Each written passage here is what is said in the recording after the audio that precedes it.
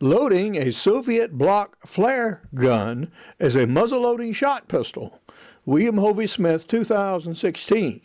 I'm the author of Extreme Muzzleloading, and here we adapt a flare gun to be a shot pistol. This is Hovey Smith, the Backyard Sportsman, and this is a Soviet block flare pistol. This particular one is made in Bulgaria.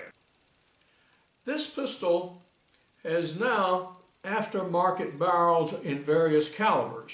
There's a 38 Special I know of. This happens to be a 45 Colt. And this is a 12 gauge for taking 12 gauge flares. Originally, one could not chamber a 12 gauge shot shell in here. Purposefully so, because this gun is not stressed for 12 gauge shot. Not in full length shot shells, it's not. Although, guess what? It's chambered. Now, because any machine shop can remount this tube so that it will chamber such a shell. Is it safe to shoot? Hell no, it is not safe to shoot. But what we are going to do is we are going to make a muzzleloader out of this. This is a nice little cute short 12 gauge. This is actually a loaded cartridge, and it is made in Spain and occasionally imported in the US. But we don't have access to these. But we do have access to many 12 gauge cases. So what we're going to do is take the case and trim it down to about this level and use it as a carrier for a primer. In this case, a 209 shot shell primer, and load this barrel through the muzzle with shot or a ball, and make a low pressure load out of it suitable for a shot pistol. We have now gathered our components for making our adaptation of this flare pistol into a muzzle loading gun.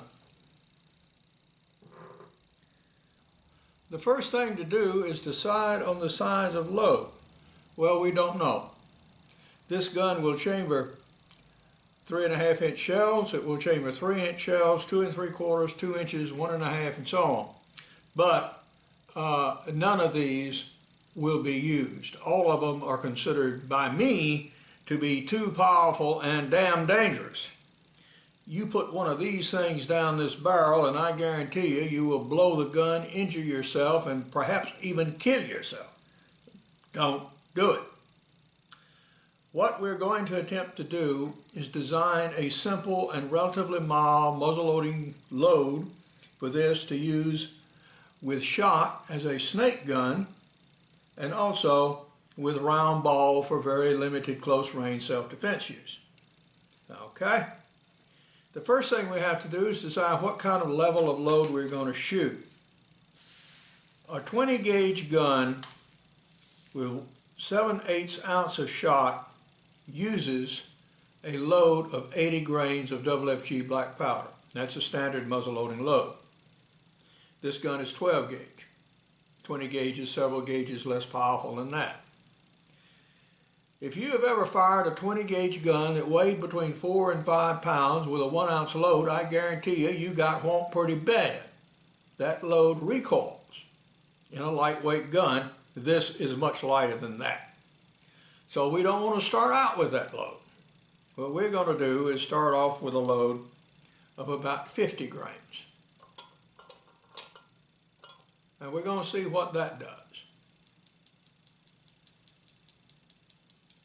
Now I'm measuring out by weight here, and you may do that with black powder. With black powder, and that is the only powder, so the volumetric and weight equivalents are the same, or near enough. Come on now.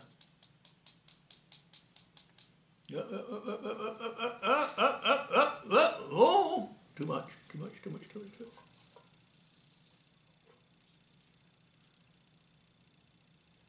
And this is also FFG black powder, not triple F or 4 FFG. That is significant. We are going to load in these AA cases. With black powder shotgun loads, the volume of shot and the volume of powder in a well-balanced load is oftentimes very nearly identical. So with this little bit of knowledge, that's a good starting point. I want to see where this charge of powder winds up in this case, how much volume it takes up.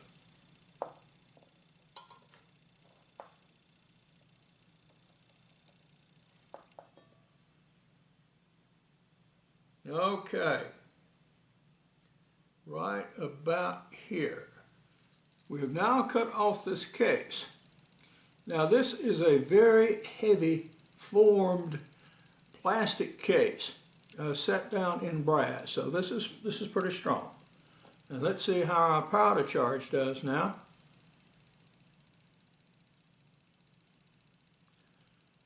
Actually, we need more case length. We try again.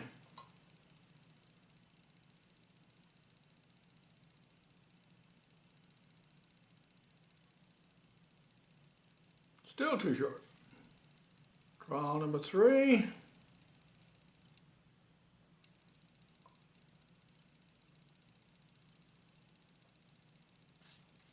Yes.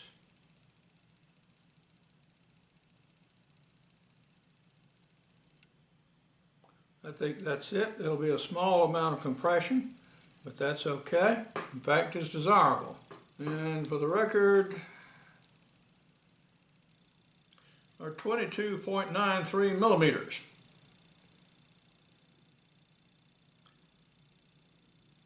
So that's what will contain 50 grains of powder, and that's what we'll start with. Now, this is a fire and shot shell, so obviously we have to put in a new primer. So I'll get out my old loading press and we'll reprime some.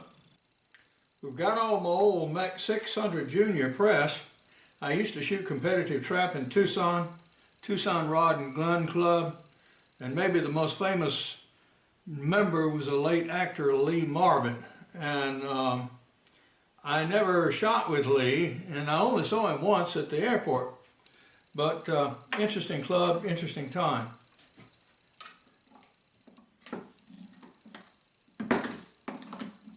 So we're just going to deprime some of these and reprime.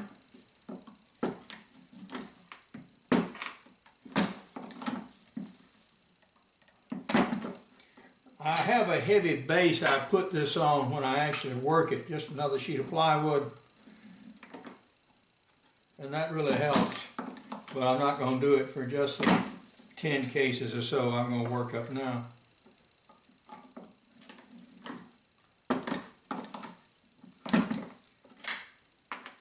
Now you could do this with a Lee loader too, by the way. Since all you're going to do is these two functions. And that's a very simple set, and just a little hand punch. You drive them out by hand.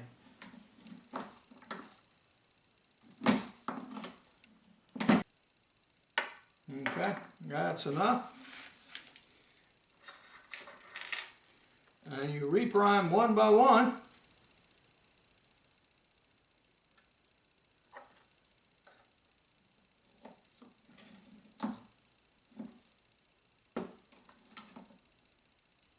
There we go. And now you have one reprimed case. And now we are ready to assemble our load. We have our barrel.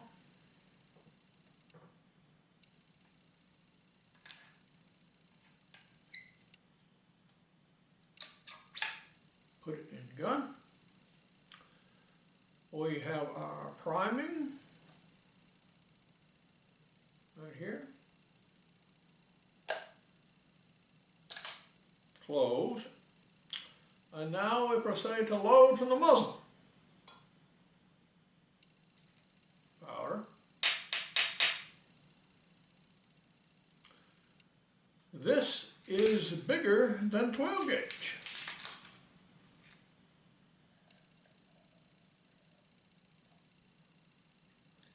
Actually, more like 10. So we have cut a couple of plastic wads that go down into this main barrel, and you just heard tap into the smaller subsidiary barrel on the inside. So remember, we have large barrel, small barrel now, okay? And we're going to do some wads. Now, no wads I have are this big. I have 10 gauge wads, and, others. So we are going to have to make another wad thicker. So what we're going to do is take this fiber wad, break it in half, wrap it in cloth, and seat it in the subsidiary barrel.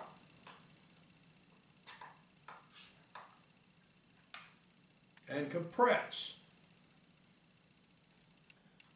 Okay? Now, comes shot.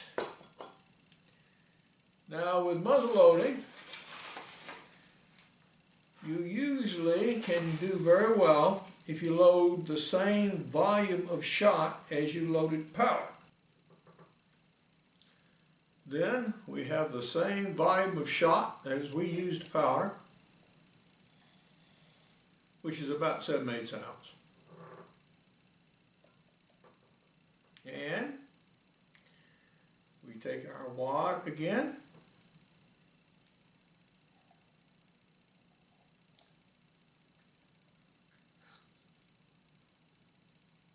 and we seat it down over the shot. You heard it make a little noise as it had resistance. Okay. You now have one muzzle-loaded shot pistol. Okay? Now we will see if it shows. It is about dusk that we're doing all of this, so we shall see.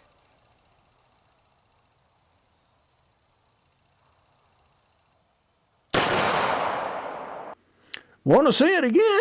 I thought you would. Well, here are 3 stop-action stills of the shot. Now, this is the shot as immediately fired. You see the ball of flame coming out of that thing. And now, we are starting to see the gun recoil and ejecti of unburned powder fragments from that barrel. No, you don't need to try to burn any more powder in that thing. It's not really burning what it's got. And indeed it shot. Well, how did things do? We fired one shot at 10 yards. The recoil, yes, was strong. The shot felt strong. And the pattern was mostly low. I was aiming at the center of the box. And the density of shot right here, as you see, that is pretty good. Although a little low, one could imagine the pattern going about like this at 10 yards. And that's a pretty good shot pattern, guys. Yeah, that certainly gets your venomous reptiles at 10 yards. Yeah, or even further for that matter. But yeah, that's an effective load. And that charge of powder with this load of shot out of this pistol, that's probably about as much as you want to shoot, guy. I wouldn't load it any heavier than that. All right, let's see mechanically what happened to the gun. The gun remained locked. Okay.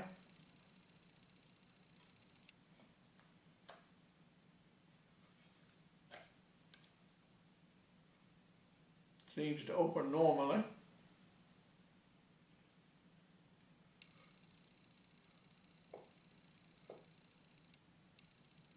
Some fouling did get back into the breech face here.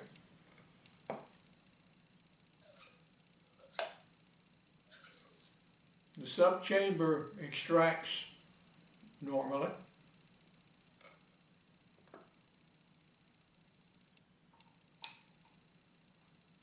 Pulls out with the fingernails. Normal pressures. Yeah. This will work as a muzzle loading load in these guns.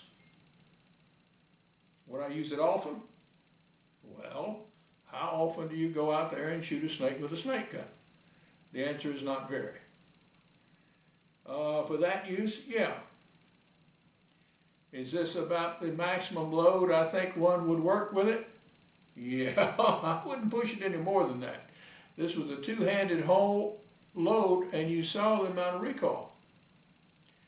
You do get some indications of blowback, but the primer is normal. This is normal.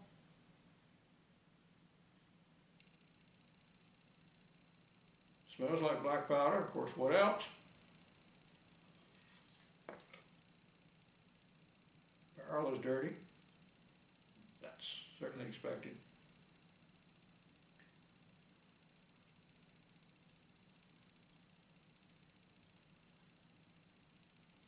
Otherwise normal. Yeah. You could use this as a black powder gun. Now, about the legality of it. Now, that's a whole different ball of wax, guys. If you preloaded this,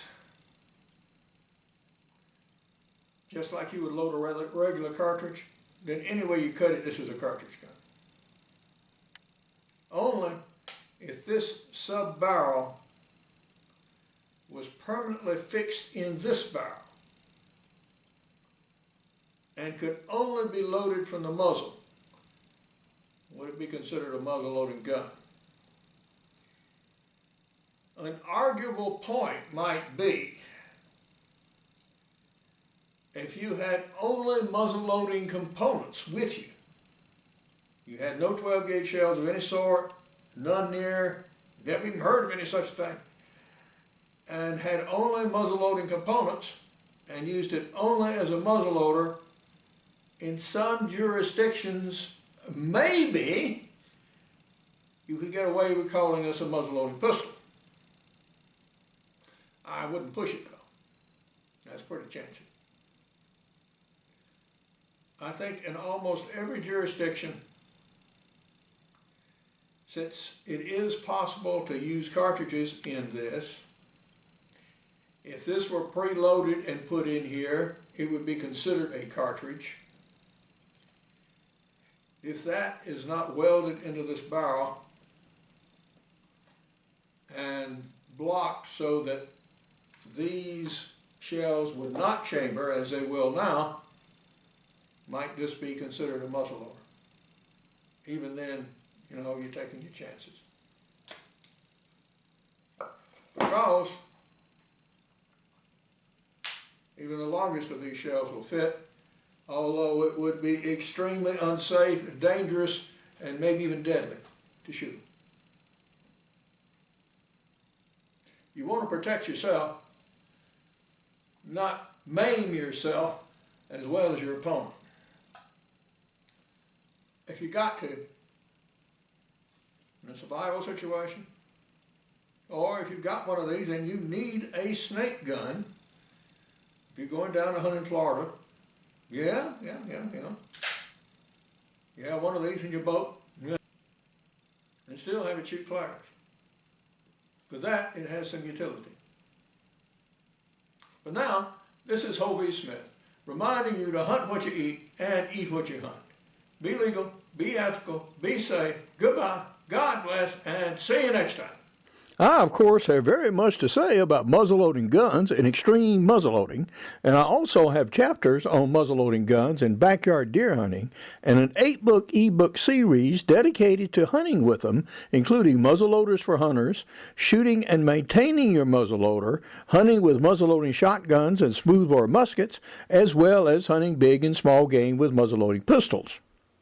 Now, so far as this gun goes, this is about the maximum load. And never, ever put shot shells in this thing. Never, ever. For more information on my books, blogs, and more than 575 videos, go to my website, www.hoviesmith.com. Good hunting and good eating from the outdoors. Goodbye, and God bless.